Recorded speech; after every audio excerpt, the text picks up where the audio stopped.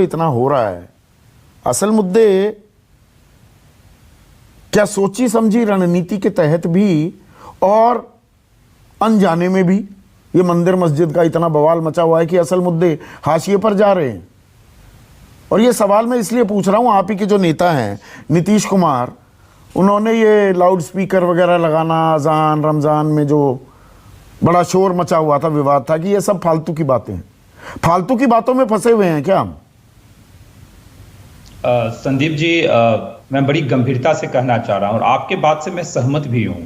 आप लगातार देखिए पिछले 4-5 महीने से तो जो मूल समस्या है, जो समस्याएं ज्वलंत समस्या है, उस समस्याएं पे चर्चा टीवी चैनलों पे नहीं हो रही है। एक आपके चैनल को छोड़ दिया जाए और 1-2 चैनल और किसी का नाम लेना उचित नहीं होगा, बाकी हर जगह यही मंदिर मस्जिद अजान हनुमान चालीसा ज्ञान व्यापी ताजमहल, इन सारे बातों पे पूरे दिन चर्चा होती रहती है जिसका कोई अर्थव्यवस्था से कोई लेना देना है नहीं।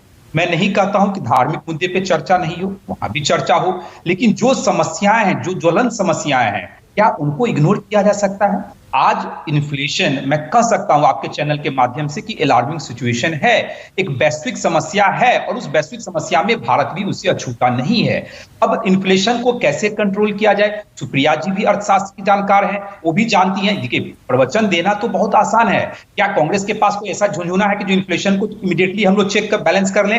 मैंने आपके चैनल पे ही कहा था, जो मॉनेटरी पॉलिसी के तहत जो सीआरआर बढ़ाया गया था, रेपो रेट बढ़ाया गया, उसका असर दिखने में लंबा वक्त लगेगा, क्योंकि भारत जैसी बड़ी इकोनॉमी में तुरंत इंपैक्ट आपको देखने नहीं मिलेगा। नहीं, बहुत सही बात कह रहे हैं, फिर रोक रहा हूं एक सेकंड के लिए माधव। देखिए भाई, मैं जफर इस्लाम की बात मानता हूं ये कि अंतर्राष्ट्रीय जो दबाव हैं उसके चलते महंगाई बढ़ रही है। भाई महंगाई बढ़ रही है, तेल की कीमतें बढ़ रही हैं, रुपया नीचे जाता जा रहा है, ये रायता फैल रहा है दरअसल। और इस रायते में आम आदमी की जो आमदनी है वो कम होती जा रही है और उसमें रिपो रेट बढ़ा दिया जाए, आप डिमांड को किल कर रहे हैं, तो हम स्टैग्फ्लेशन की तरफ जा रहे हैं। एक तरफ मंदी भी है और दूसरी तरफ विकास दर भी तो गिरेगी। जी और इस पर चर्चा नहीं। मैं उसी पे संदीप जी आ रहा था और आपने मेरी बात को ही आपने कह दिया। देखिए, इन्फ्लेशन एक सामान्य व्यक्ति की तरह के आम व्यक्ति की तरह सोचे तो इन्फ्लेशन आखिर जैसे क्यों हो जाता है? देखिए, 2 ही कारण होते हैं। एक होता है सप्लाई कंस्ट्रेंट। सप्लाई कंस्ट्रेंट के कारण क्या होता है? प्रोडक्शन कॉस्ट बढ़ जाता है, या जो हम लोग सर्विसेज ऑफर करते हैं उसमें जैसे लागत जैसे बढ़ जाता है।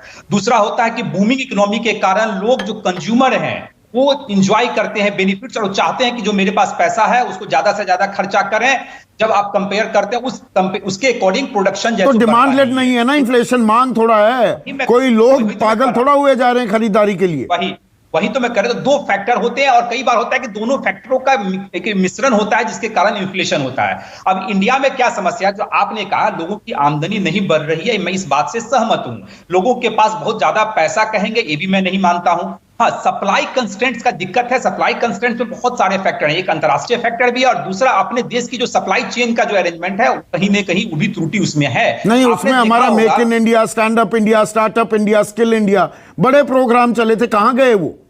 संदीप जी, आपको याद होगा वांटिंग इन दीज मैटर्स, इसीलिए सप्लाई कंस्ट्रेंट्स हो गए।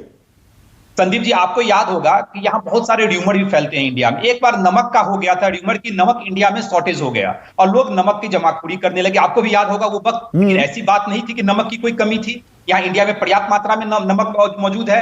तो सप्लाई चेन का जो है, निश्चित रूप से सप्लाई चेन का भी इंडिया में प्रॉब्लम है। लेकिन मैं एक बात बड़ी गंभीरता से कहना चाहता हूं, सरकार भी संवेदनशील है। सरकार ऐसी बात नहीं कि सरकार को नहीं पता है कि मेरी अर्थव्यवस्था कहां जा रही है, हम लोग की अर्थव्यवस्था। तो तेल का आज तक कोई इलाज ढूंढा, तेल का कोई उपाय ढूंढा? ओएमसी जो ये रो रही है, और ये होगा ना, तेल की कीमतें कितने दिन तक रोकोगे? अब तो बाजार सो गया। सरकार कहती थी बाजार तय करती है, बाजार तय कर रहा है। आज की तारीख में सरकार ने रोके हुए है ना, और वो रो रहे हैं 25-30 रुपए का जी नुकसान हो रहा है डीजल पर प्रति लीटर, 10 रुपए का नुकसान हो रहा है पेट्रोल पर।